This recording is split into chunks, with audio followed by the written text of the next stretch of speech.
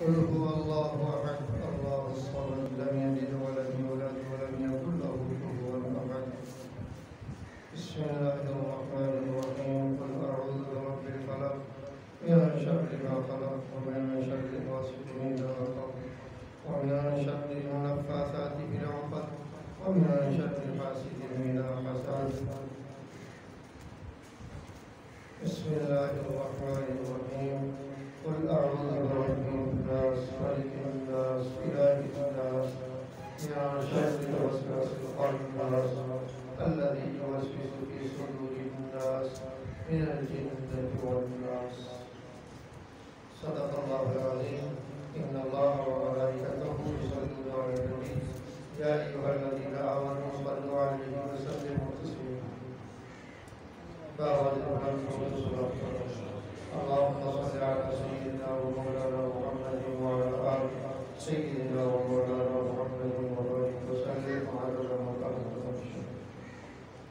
جزا الله عنا سيدنا ومولانا محمدا صلى الله عليه وآله وسلم فهو أهل عدد ما خلق من شيء.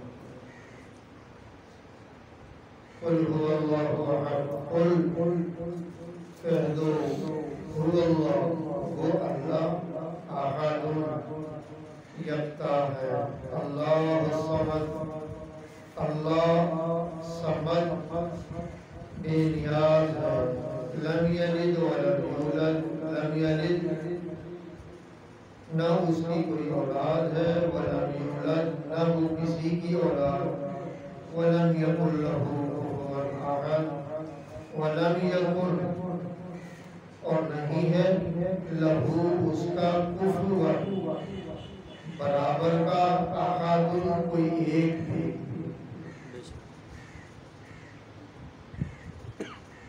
بسم اللہ الرحمن الرحیم قل اعوذ برب الفلق کہو اعوذ پناہ مانگتا ہوں برب الفلق صبح کے رب کی من شر ما خلق من شر شر سے جو خلقا اس نے پیدا کیا ومن شر غاسق اذا وقب ومن شر اور شر سے غاسق اندھیرے کے اذا وقب جب وہ چھا جائے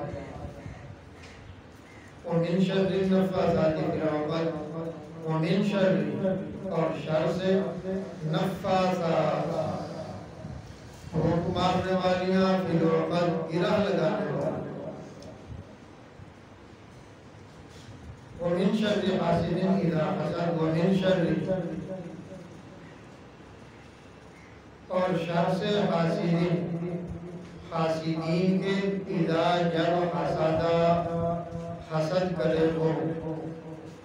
بسم اللہ الرحمن الرحیم قل اعوذ برب الناس ملک الناس قل فرما دیجئے اعوذ پناہ مانگتا ہوں برب الناس انسانوں کے رب کی ملک الناس انسانوں کے بادشاہ کی الہ الناس انسانوں کے معبود کی من شر الوسواس الخناس من شر شر سے الوسواس وسوسہ ڈالنے والے کے جو الخناس بار بار پلٹ کر آتا ہے الذی یوسوس فی صدور الناس الذی جو یوسوس وسوسے ڈالتا ہے فی صدور الناس انسانوں کے دلوں میں من الجنۃ والناس وہ جنوں میں سے ہو خواہ وہ انسانوں میں سے.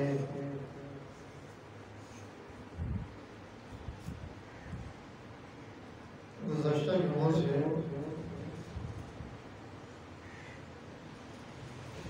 یہ مضمون چل رہا ہے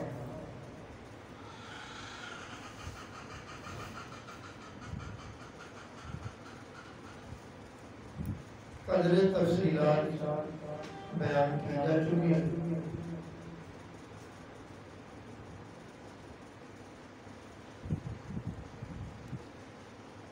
چند روایات منوز باقی تھی.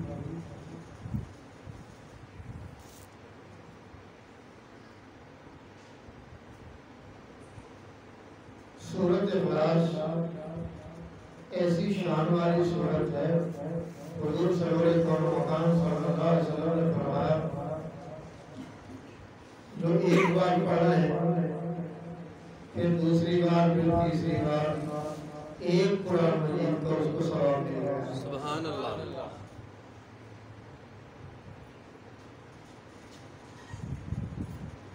حضرت جریر بجلی رضی اللہ تعالیٰ عنہ فرماتے ہیں کہ حضور سرور قوم مقام صلی اللہ علیہ وسلم نے ارشاد فرمایا جو اپنے گھر میں داخل ہو کر یہ سورت پڑھ لے اللہ تعالیٰ اس کی بھوک افلاس کو بھی ختم کر دیتے ہیں اور اس کے قرآن شریف پڑھنے کی برکت سے اس کے ہمسایوں کو بھی رزق دیا جاتا ہے۔ سبحان اللہ۔ ان سے بھی گویا کہ بھوک پیاس ختم کر دیا جاتا ہے، افلاس کا خاتمہ ان سے بھی کر دیا جاتا ہے۔ سیدنا مولانا حضرت مولا علی کرم اللہ وجہہ الکریم ارشاد فرماتے ہیں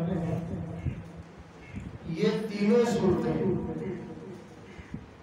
کوئی سفر پر جاتے ہوئے اگر اپنے گھر کے دروازے کی چوکھٹ کو پکڑ کر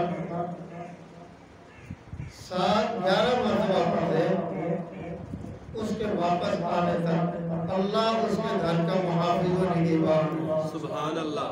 صرف یہی نہیں بلکہ اس کے واپس آنے تک تمام مصائب و آلام سے بھی نجات ملے۔ سبحان اللہ۔ ام المؤمنین سیدہ حضرت عائشہ صدیقہ سلام اللہ تعالیٰ عنہ فرماتی ہے جو آدمی جمعے کے دن نماز جمعہ کے بعد ان تینوں صورتوں کو سورۃ اخلاص یعنی قرآن شریف قل هو اللہ قل اعوذ برب الفلق قل اعوذ برب الناس ان تینوں صورتوں کو 7 مرتبہ پڑھ لے تو آئندہ جمعہ آنے تک اللہ تعالیٰ اس کو ہر مصیبت ہر بلا سے اپنی پناہ میں رکھے۔ سبحان اللہ۔ کیوں؟ یہ جو آخری 2 صورتیں تلاوت کی ہیں یہ اللہ سے پناہ ہی پناہ ہے، ان میں پناہ ہی پناہ مانگی گئی۔ حضرت عقبہ رضی اللہ تعالیٰ عنہ فرماتے ہیں ایک مرتبہ میں حضور سرور قوم مقام صلی اللہ علیہ وسلم کے ہمراہ سفر کر رہا تھا، ہم مقام ابوا اور حیفہ کے درمیان تھے، اچانک تیز طوفان آندھی آ گئی، پتھر چلنے لگے، ریت برسنے لگا تو امام الانبیاء سرور قوم مقام صلی اللہ علیہ وسلم سورۃ فلق اور ناس بار بار پڑھتے جاتے تھے، پھر مجھے ارشاد فرمایا عقبہ تم بھی اللہ کی پناہ میں آ جاؤ، یہی پڑھ لو،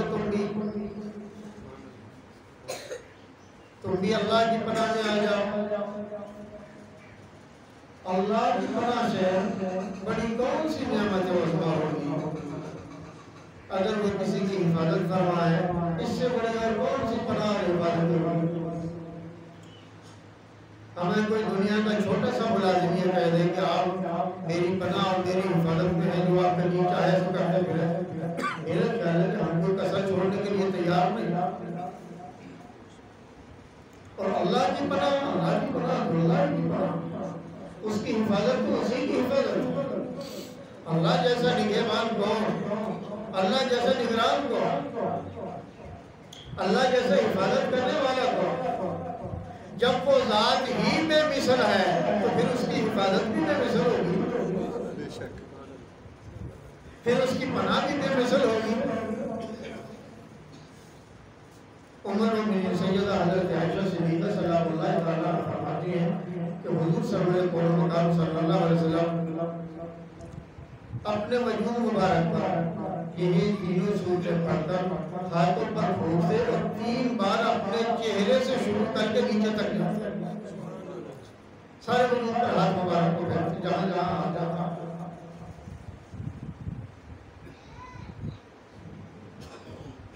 اور حضور سید عالم صلی اللہ علیہ وسلم نے ارشاد فرمایا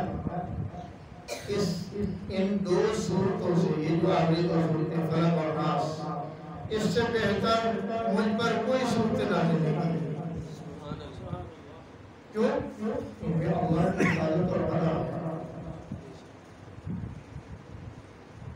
ویسے دعاؤں میں بھی حضور صلی اللہ علیہ وسلم کی پناہ کے الفاظ موجود ہیں. علم کے بارے میں آپ نے دعا مانگی اللہم انی اعوذ بک من علم لا ينفع ومن قلب لا یخشع. یا اللہ من علم لا ينفع، میں ایسے علم سے تیری پناہ مانگتا ہوں جو نفع نہ دے، لا ينفع، اس سے کوئی نفع نہ دے، ومن قلب لا یخشع، اور ایسے قلب ایسے دل سے بھی پناہ مانگتا ہوں جو تیری ذات عالی سے ڈرنے والا نہ ہو. وہ دل تو پھر وہی دل ہوا، علم تو پھر وہی علم ہوا جو کارآمد ہوا. معلوم ہوا علم بھی فائدہ دیتا ہے اور قلب بھی ڈرتا ہے، لیکن کس کا؟ بندہ مومن کا.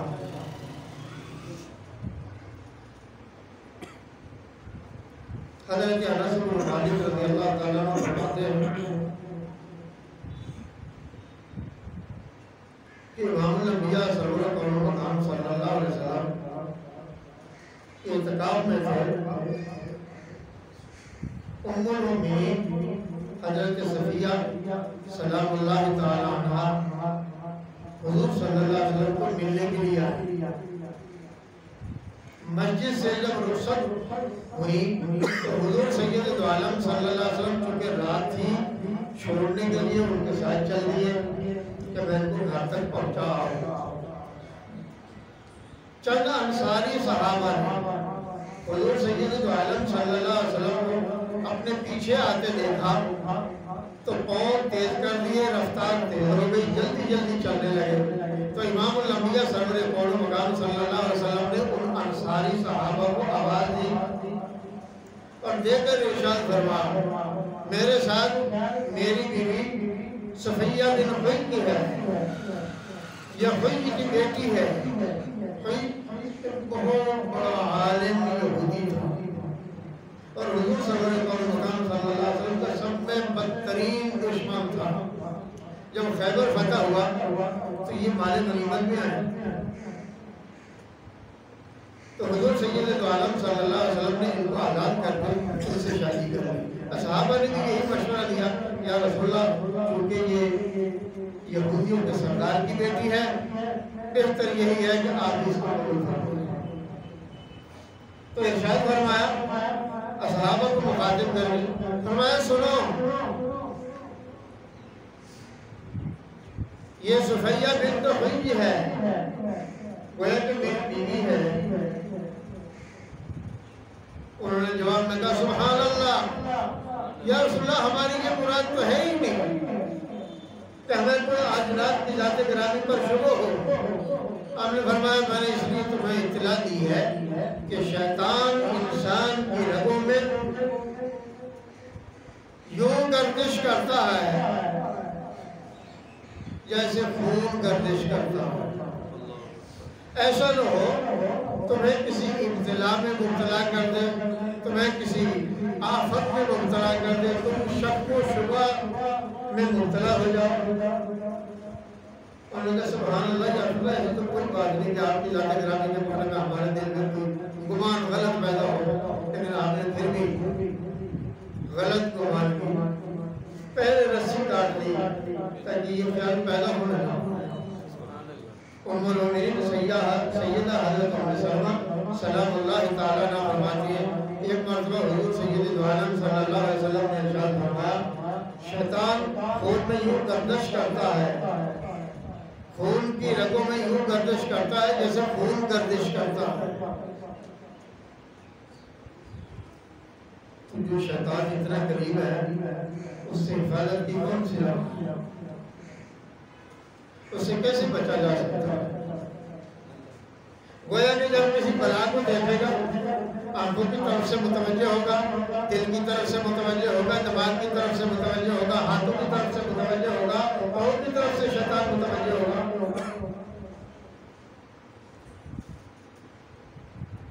کہیں اس کا دل للچانے لگے گا، کہیں اس کی آنکھیں پھڑکنے لگیں گی، کہیں اس کا دماغ بہکنے لگے گا، کہیں اس کے ہاتھ چلنے لگیں گے، کہیں اس کے پاؤں پہنچنے لگیں گے. تو پناہ کی راہ پھر کیا ہے؟ پناہ کی راہ حضور صلی اللہ علیہ وسلم کا رحمت مبارک ہے کہ حضور سید عالم صلی اللہ علیہ وسلم فرض نمازوں کے بعد یہ تینوں صورتیں پڑھ کر اپنے وجود مبارک پر دم کر لیا کرتے تھے.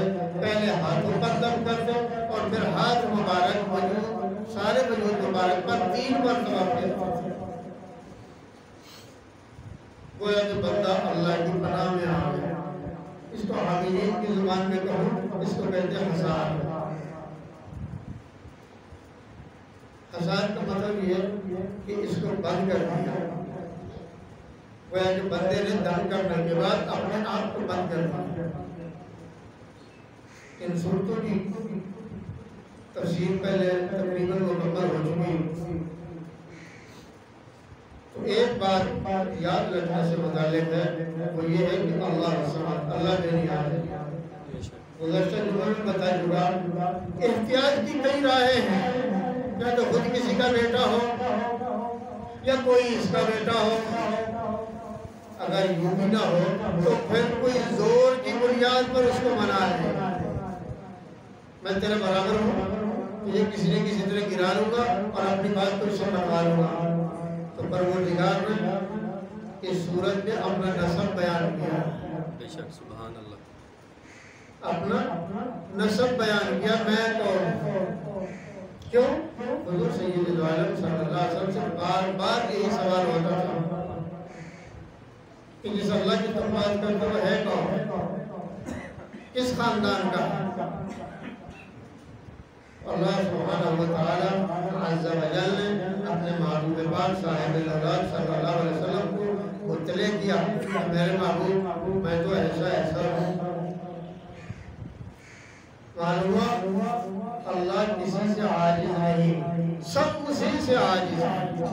اللہ کسی کا محتاج نہیں، سب اسی کے محتاج.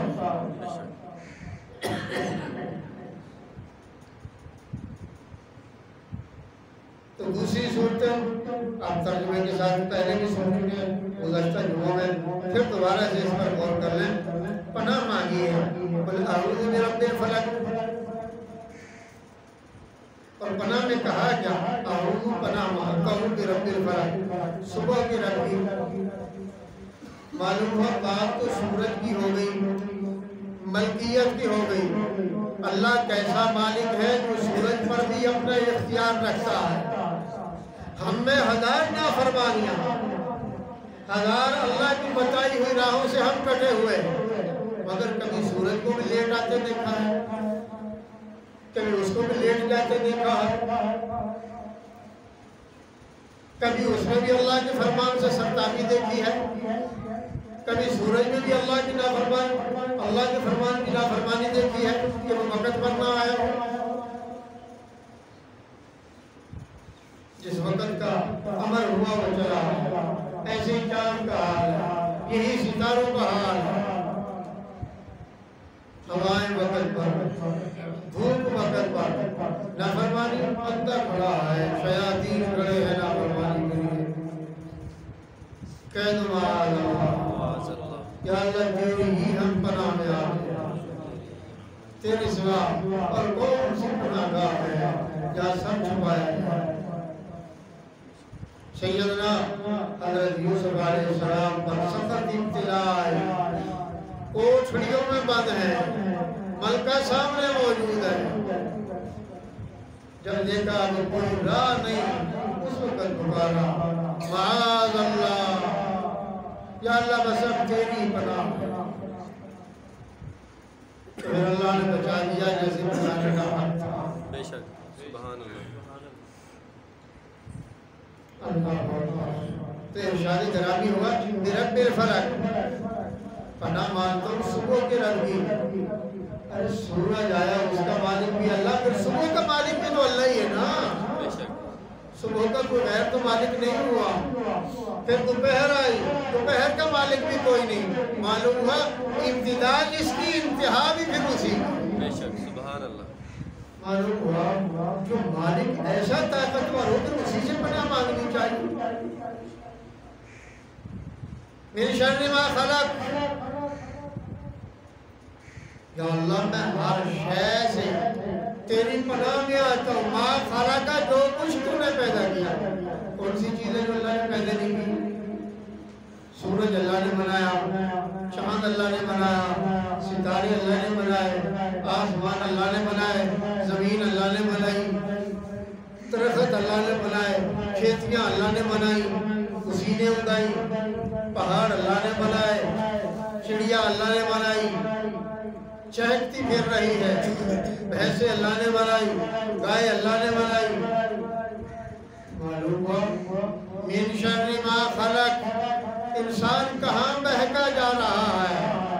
ہر تخلیق میں اسی کا ہاتھ ہے، ہر ایک شے کے پیدا ہونے میں اسی کی قدرت کی کاراگریاں ہیں.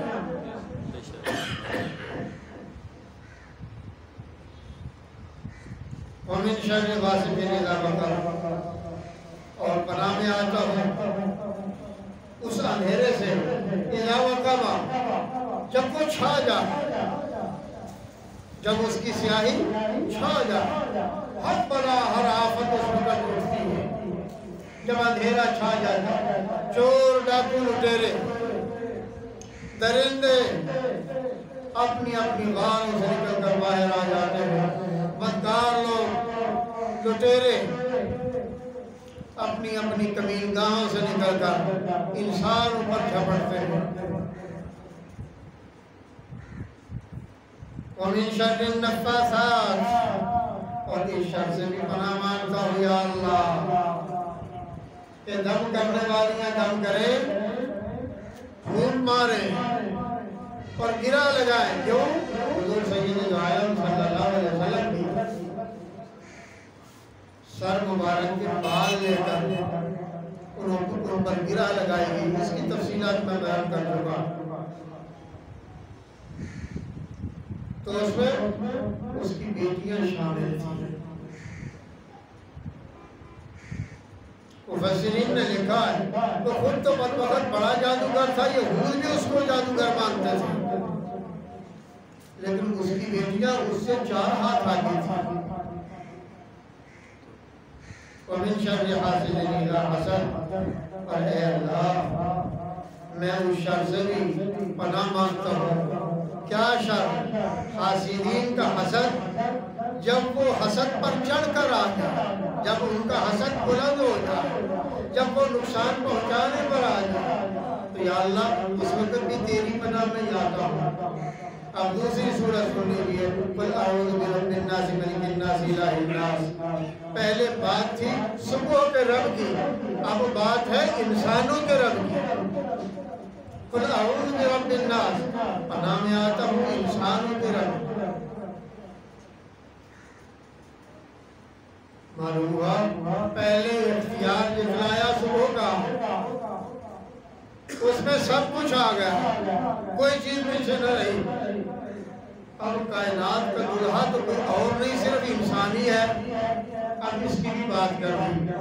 معلوم ہوا انسانوں کا بھی کوئی رب ہے، جنہوں نے انسانوں کو معبود بنا رکھا تھا، اس کی عبادت کر رہے تھے، ان کے لیے یہ راہ کھول دی گئی. قل اعوذ برب الناس، کو پناہ مانگتا ہوں برب الناس، انسانوں کے رب کی پناہ مانگتا ہوں. معلوم ہوا انسان بھی کسی کا بنایا ہوا، پھر اس کی عبادت کی ضرورت نہ رہی. جب یہ بننے میں خود محتاج ہے، پھر اس کی عبادت کی ضرورت نہ رہی، اس کے سامنے جھکنے کی ضرورت نہ رہی، اس کو معبود بنانے کی ضرورت نہ رہی. اور پھر دوسری بات ملک الناس، میں تو اسی کی پناہ میں آتا ہوں جو مالک ہے انسانوں کا. گویا کہ ملکیت اسی کی ہے، ملک الناس. اور جب ملکیت انسانوں پر اس کی، تو ہر چیز پر ملکیت اسی کی. بادشاہ انسان ہے، سب کچھ اسی کے ہاتھ میں. الہ الناس، انسانوں کی معبود کی پناہ میں آتا ہوں جو عبادت کے لائق ہے. انسان جس کے سامنے جھکتے ہیں، انسان جس کی عبادت مت کرو، کسی کو خدا مت سمجھو، کسی کو اللہ جیسا مت سمجھو، ایسی طاقت کا مالک کسی کو مت سمجھو۔ الہ الناس، میں تو انسانوں کے معبود کی عبادت کرتا ہوں۔ الہ الناس، جو انسانوں کا الہ ہے، جس کو انسان مانتے اور جھکتے جس کے سامنے۔ من شر الوسواس الخناس، من شر، پناہ مانگتا ہوں شر سے بھی، الوسواس، جو وسوسہ ڈالنے والے کی، جو الخناس، بار بار پلٹ کر آتا ہے۔ دل میں کب پلٹ کر انسان ذکر شروع کر دیتا ہے تو پیچھے کو سمٹ کر چھوٹا سا ہو کر شیطان بیٹھ جاتا ہے پیچھے، اور جب انسان ذکر چھوڑ دیتا ہے بس پھر اس پر چھا جاتا ہے، پھر اس کے دل پر حملے کرتا ہے، ادھر جا ادھر جا، یہ خیال وہ خیال، ادھر کی بات ادھر کی بات، اس سے لڑائی کی بات، اس کو قتل کرنے کی بات، کر کچھ نہیں سکتا، بس بیٹھا ایسے وقت گزار رہا، بہت رہا، بےہودہ وقت گزار رہا۔ نماز پڑھنے آیا، حساب کرنے لگا۔ الذی یوسوس فی صدور الناس، الذی جو وسوسے ڈالتا ہے فی صدور الناس، انسانوں کے دلوں میں۔ یا اللہ، وسوسہ ڈالنے والے کے مقابلے میں بھی پھر تیری پناہ میں ہی آتے ہیں، تو اپنی پناہ میں ہمیں لے لے۔